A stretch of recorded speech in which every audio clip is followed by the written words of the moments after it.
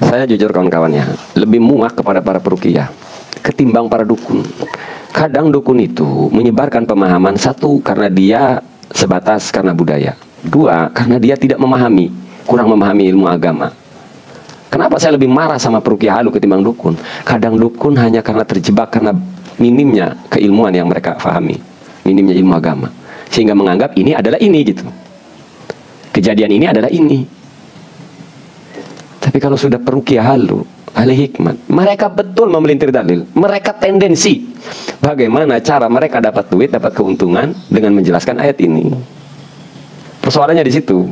Yang namanya dukun ustad, ahli hikmat, peruqyah halu, mereka punya tendensi itu. Maka disebarkanlah teknis meruqyah ini, pelatihan peruqyah, ijazah kubro. Maka teknisnya selalu ada duit di situ. Kawan-kawan bisa nyimak berjam-jam di sini live saya. Disuruh sawer saja tidak. Mereka kalau buka pelatihan bayar 400.000 satu sesi itu. Pelatihan bimbingan ruqyah dasar, terus tingkat lanjut, tingkat mahir, terus ada lagi tingkat keempatnya, tingkat pembina, macam-macam lah. Sayangnya hari ini para santri masih banyak yang terjebak ya. Buat para mamang santri, jangan habiskan uangmu untuk ijazah-ijazah. Silakan para mamang santri tanya di sini bebas apa saja berkaitan dengan ijazah-ijazah, hijab-hijab boleh. Gratis. Dan saya bisa bawa santri punya pemahaman yang justru lebih keren. Contohnya gini, ujung-ujungnya santri ijazah-ijazah kan dalam pikirannya, saya ingin berguna Kang Maesa di masyarakat. Kalau saya pulang nanti saya bisa jadi praktisi. Anda bisa saya jadi praktisi, tenang. Tapi yang non halu, kalau persoalannya Anda bagaimana Kang Maesa, saya minder, saya pengen bisa ceramah. Kalau persoalannya itu saya bisa bantu Anda untuk jadi seorang penceramah, Anda tak perlu keluarkan duit ratusan gram untuk ijazah-ijazahan dobol. Memang santri silakan di sini. Anda ingin bisa ngobatin orang kesurupan, Mang santri, Anda bisa jadi ngobatin orang kesurupan. Kalau persoalannya cuma itu. Saya mengkritik, membongkar kehaluan ahli hikmat dan para peruqyah halu. Saya siap kasih solusi. Banyak sekarang ustadz, santri, kiai, alimnya minta ampun kalau disuruh pegang mic gemeteran. Siapa contohnya? Maesa. Kalau persoalannya adalah di mindset, saya bisa bantu Anda bisa ceramah. Tapi Anda harus alim dulu. Kalau tidak alim ya jangan. Nanti dolun, mudilun. Udah bego membuat orang lain bego. Jangan. Anda alim dulu. Tapi Anda gemeteran kalau ceramah, kalau ngomong suskatu. Anda punya masalah di mental, di mindset. Nah, saya bisa bantu itu. Tanpa Anda ngewirit, tanpa Anda keluar duit ratusan gram. Saya siap ngebantu, ngebimbing. Masalah Anda itu di mental, di mindset. Orang baca kitab alim nih. Saking kerenannya katanya baca kitabnya dibalik. Saking kerennya katanya. Tapi kalau mindset Anda adalah Anda kena penyakit minder, mental Andanya memang grogi, Anda tidak bisa ceramah. Jadi orang alim nggak bisa ceramah itu bukan di kemampuan keilmuannya yang memang nggak ada, bukan mindsetnya, mentalnya. Nah, saya hanya ingin tawarkan ke santri-santri cara yang lebih simpel, yang tidak halu, yang tidak ada unsur kebohongan. Para memang santri, renungi, kenapa ijazahnya 100 gram? Kenapa ijazahnya minimal 10 gram sampai 100 gram? Semakin besar nilainya Anda semakin pede. Jadi angka yang disebutkan oleh mursyid adalah cara, adalah alat Anda untuk pede. Kalau 100 gram lebih pede. Dari angka saja ketika Anda membeli emas 100 gram itu untuk ijazah, untuk mahar, Anda sedang memproses diri Anda untuk menjadi mental yang pede. Ketika Anda menghadap si mursyid, si mujiz, Anda sudah apa ya, menyerahkan pemikiran jiwa Anda untuk dibentuk menjadi seorang yang pede. Kemudian pulang dari ijazah Anda wirid. Ketika Anda ngewirid, sama Anda sedang self hipnosis namanya. Menghipnosis diri sendiri untuk menjadi karakter dan pribadi yang pede. Masalah Anda memang santri cuma di pede, di mental. Tak perlu ijazah ratusan gram kepada dukun ustad. Kadang berkaitan dengan mubalik itu, kadang ada orang minta-minta jadwal ceramah.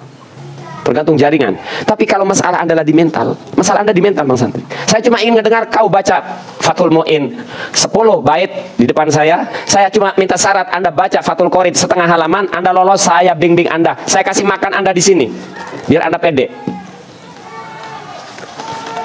Tak perlu Anda ngasih mahar ke saya. Oke, di sini, kamu di sini. Selama Anda di sini, saya tanggung makan pokoknya. Tapi tak perlu ijazah-ijazah sama dukun ustad, double ijazah-ijazah. Syaratnya Anda lolos baca kitab di hadapan saya, baca kitab, saya dengerin, saya cukup ngobrol, pemahamannya bagaimana. Begitu Anda sudah menjadi karakter santri yang kuat, udah saya bimbing. Saya arahkan Anda menjadi karakter yang pede. Udah itu, siap ya. Saya daftar yai. Boleh. Jadi ini banyak mubalik gitu di Banten itu pakai mahar-mahar ijazah. Nah, kenapa saya berusaha menghalang ini? Karena kalau Anda memang santri, menjadi seorang mubalik, menjadi pendakwah, tapi dengan cara mahar-mahar tadi 100 gram ijazah, maka kelak nanti kalaupun Anda punya posisi sebagai seorang pendakwah, Anda menjadi kayak DPR. Anda nanti mindsetnya akan bagaimana mengembalikan 100 gram. Saya nggak mau Anda jadi pendakwah yang tidak tabligh. Saya tidak mau Anda menjadi pendakwah mubalik yang jadi stand up komedi, diundang tapi untuk memuaskan hasrat pengundang. Anda diundang nanti untuk memuaskan hasrat panitia. Jadi kalau Anda jadi mubalik, maka jadilah liyuballighi syahidum minkumul ghaiba farubba muballighin aw amin samiin. Maka jadilah penyalur lidah baginda Rasulullah sallallahu alaihi wasallam. Yang seperti apa? Ittabi'u man la yas'alukum ajra wa hum muhtadun. Saya bantu Anda menjadi punya mental yang tangguh, pemberani, sehingga kelak Anda jadi ustadz, kelak jadi Anda mubalik, Anda tidak meminta bayaran, Anda tidak mengkomersilkan dalil. Ketika Anda menjadi penceramah, Anda menyampaikan syariat Islam, bukan menjadi pemuas panitia. Sekarang banyak mubalik jadi stand up komedi. Kalau yang undang panitianya anti Jokowi, benci ke Jokowi, disuruh ceramah acara maulid, suruh nyinyirin Jokowi. Ketika yang undangnya anti Kiai Imaduddin, Anda diundang ceramah suruh nyinyirin Kiai Imaduddin. Ketika Anda ceramah diundang tidak suka Habib, Anda ceramah suruh nyinyirin Habib. Saya tak mau santri generasi penerus seperti itu. Jadi stand up komedi, jadi artis bergamis. Saya ingin para mamang santri di generasi seterusnya sebagai seorang pendakwah. Sekarang banyak kan pendakwah. Panitianya orang yang anti sama Kiai Imad diundang. Oh, hantam tuh Kiai Imad. Satunya lagi, siapa nih yang tak suka Kiai Imad? Siapa yang tak suka Habib? Diundang. Suruh nyinyirin Habib. Maka ketika Anda menjadi seorang pendakwah, nanti ya pendakwah gitu, mengajak manusia kepada Allah. Konsep pendakwah itu sederhana, mengajak kepada Allah, sesederhana itu. Kalau Anda mengajak kepada diri Anda, kalau Anda hanya mengajak umat kepada diri Anda, kalau Anda hanya memperkenalkan siapa Anda, kalau Anda hanya mengajak umat ke ormas Anda, ke kelompok Anda adalah sales, bukan pendakwah. Kalau Anda sibuk membicarakan kehebatan Anda, kalau Anda sibuk mempromosikan kelompok Anda, ormas Anda sales namanya, bukan mubaligh. Ya. Ya, kalau cuma sales nggak usah jadi kiai lah. Bisa jadi tiktoker, bisa sales semua. Si Batman pelongo itu. Nah kan sebatas kayak begitu kalian itu nanti. Kelompok ini selalu nyerang Kiai Imad, kelompok ini selalu nyerang Habaib. Wes jadi sales. Kalau cuma untuk menjelek-jelekan Habib doang, terus jadi sales, jadi tiktoker. Ngapain jadi mubalik? Wah, Habib dijelek-jelekin. Kalau mau menyalahkan Habib, salahkan perilakunya, salahkan statementnya, sebut namanya. Semua Habib kena rata, dijelek-jelekin sampai dimonyet-monyetin. Kalian itu jadi sales. Satunya lagi, pokoknya Kiai Imaduddin salah, dijelek-jelekin Kiai Imaduddin. Habib itu manusia, Kiai Imad itu manusia. Kiai Imad ada salah, ada juga benar. Begitupun Habib. Ya menilai mah objektif baik sih. Ketikanya benar kita harus akui, kita dukung. Kalau salah ya cukup kita tolak. Kalau mampu ya silahkan dibantah. Semua menyerang satu kubu, membela-bela kubunya yang lain, membrut pada. Itulah makanya saya ingin membantu para santri ya. Yuk mang santri, kalau masalah Anda adalah di mental, saya siap bantu Anda.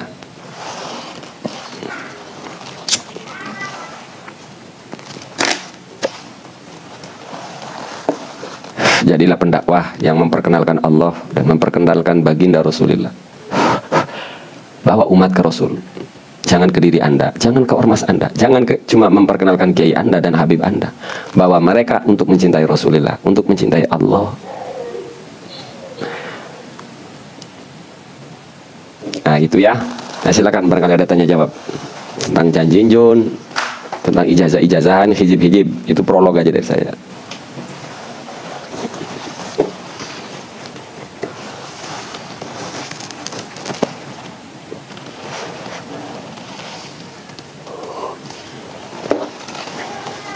Kalau banyak pendakwa tuh nantinya di mana?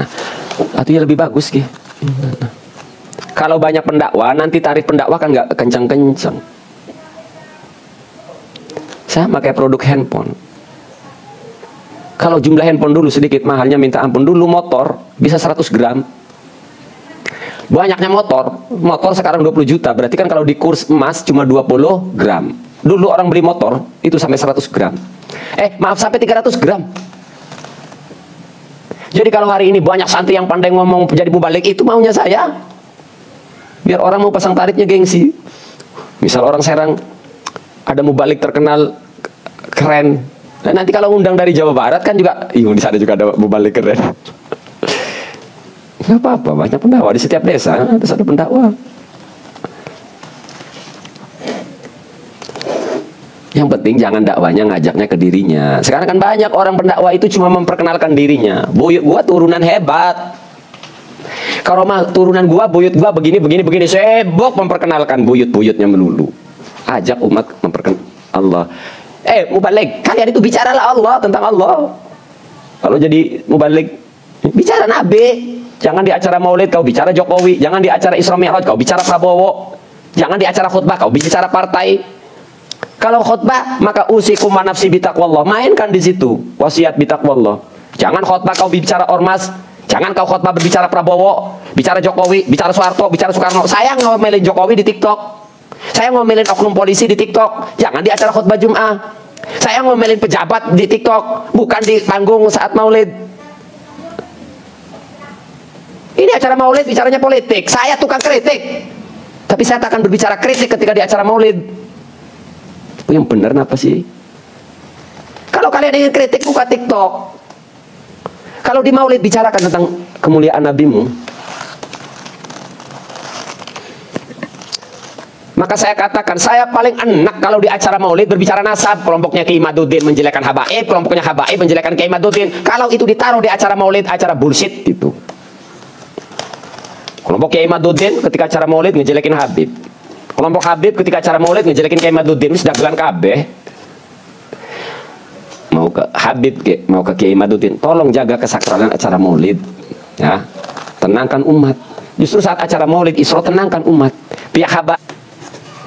Persoalannya hari ini bukan mubalik yang memperkenalkan Allah dan Rasulnya.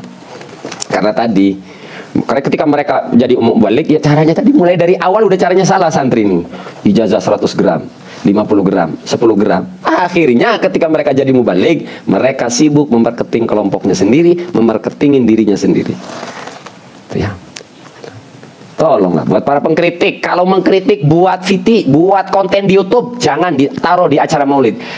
Kalian itu tahu siapa galaknya saya kalau ngeritik pejabat, ngeritik pemerintah. Tapi please jangan di acara maulid. Saja ya. Silakan yang mau naik. Mana tadi? Ya. Buat kelompoknya Imaduddin, reda umat. Ya. Kalian boleh berbicara nasab, silahkan. Boleh berbicara penyimpangan sejarah, saya dukung, silahkan. Ya. Pihak Habaib silahkan menjawab. Jangan ada narasinya perang. Itu saja ya. Kan bingung kita ini, yang nggak ikut Kiai Imad, yang nggak ikut Habib, bingung. Terus kitanya perang. Si penonton kita. Dan untuk netizen, sekali lagi, jangan ikut kedua kubu kalau narasinya adalah perang-perang dan ribut-ribut. Saya tidak mengarahkan embruter. Pendukung saya tidak minta untuk mempercayai nasab Habaib. Embruter boleh percaya, boleh tidak. Saya gitu. Yang penting jangan perang-perang urusan nasab. Ya, nggak keren. Bisa ngebayanginnya di akhirat aja. Kamu perang sama muslim apa urusannya? Urusan nasab. Nggak keren. Coba kalau lo matinya ngebela tanah air Banten. Kenapa lo mati? Belut. Yang tanah Banten lautnya dipagarin kok. Sungainya diuruk, rakyat dipaksa jual tanah. Kan keren, cara lo mati tuh keren banget gitu loh. Kenapa lo mati? Orang Banten, gua nggak terima rakyat dipaksa jual tanah dengan harga murah-murahnya, jadi kami berontak mati. Kan keren. Kenapa lo mati? Saya ngebela Habib Rizik. Nggak kerennya. Kenapa gak mati? Saya ngebela Kiai Imad. Nggak kerennya. Kan nggak keren, cara mati lo gak keren tuh serius. Kenapa kau mati? PWE ngebela Kiai Imad. Orang FPI, kenapa kau mati ngebela Habib Rizik? Boleh cinta Habib Rizik, boleh cinta Kiai Imad, boleh. Hormati ahli ilmu, boleh. Tapi harus paham bahwa mereka ini adalah alat cara kita mengenali Allah, cara kita mengenali Rasul. Istimewanya seorang mubalik, seorang guru, seorang kiai itu karena mereka punya jasa ke kita memperkenalkan Allah dan Rasul.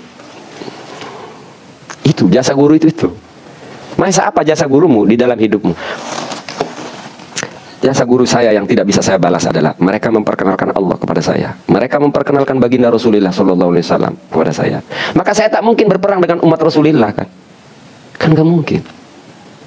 Kalau persoalannya adalah statement yang keliru, tindakan yang keliru, bahas itunya, yang kelirunya itu bahas.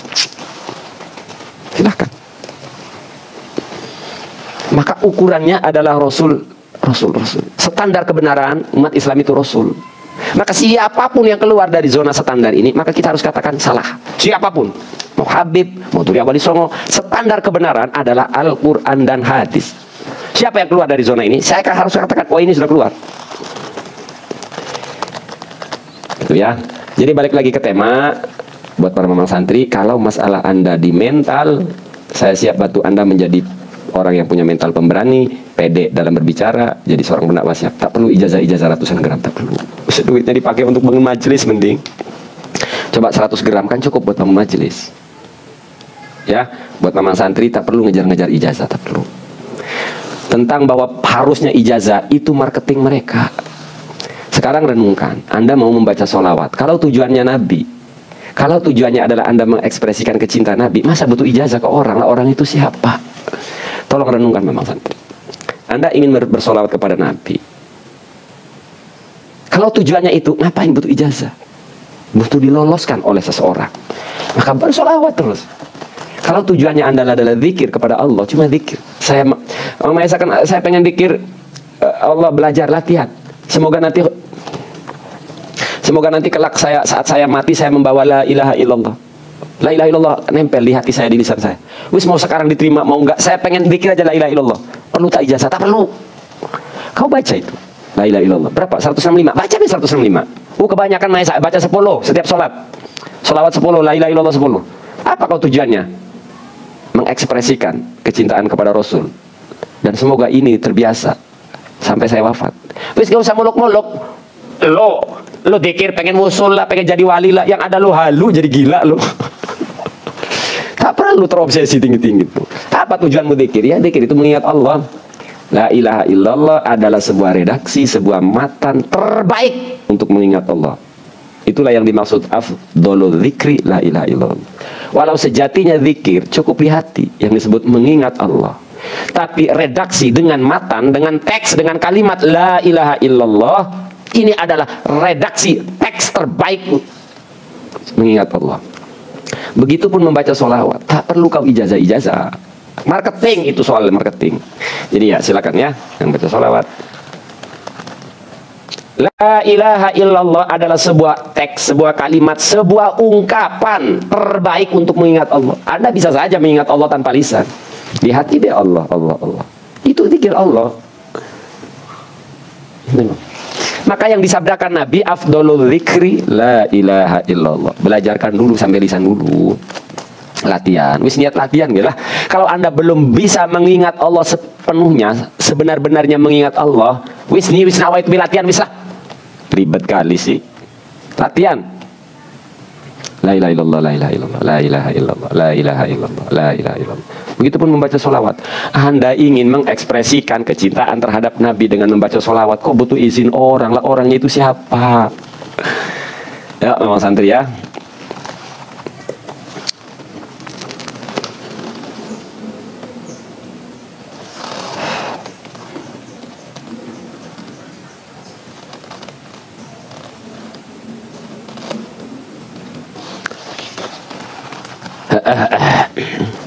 Tadi ada yang naik, ada 2 orang, karena saya lagi menjelaskan, belum saya naikin. Mohon maaf, silakan yang mau tanya. Hati kalau typing jangan ya, males saya baca typing. Nggak ada titik, nggak ada koma, nggak memiliki intonasi. Waspada, sekarang orang banyak jualan agama, modusnya ijazah, modusnya tarbiyah. Awas, sekarang banyak orang jualan agama. Modusnya ijazah, modusnya pelatihan, modusnya tarbiyah. Namanya. Dulu saya mondok, bahkan jangankan biaya bulanan, di listrik yang kita pakai itu nggak dimintai. Kita kan di pondok pakai listrik. Kecuali Sanyo nggak ada waktu saya di pondok dulu ya, pakai kompa. Yang ngebangun kiai, ngeluarinnya urusan santri pakai tenaga. Nah, sekarang pakai Sanyo. Nah itu kiai saya bahkan nggak minta bayar buat listrik. Karena saya kalau ngomong mahar-mahar malu, udah saya sama guru saya nggak ada yang minta bayaran. Cuma kalau bayar listrik gimana ya boleh, mau listriknya dipakai ya boleh-boleh saja kalau kiainya mau. Kiai kan sekarang miskin-miskin kalau di Banten ya aja di sono mah kiainya kayak raya. Ya boleh, dan itu bukan maksud bayaran. Masa sekarang kiai, ya aja kiai aja kaya raya, mau kiainya di Banten mau belangsang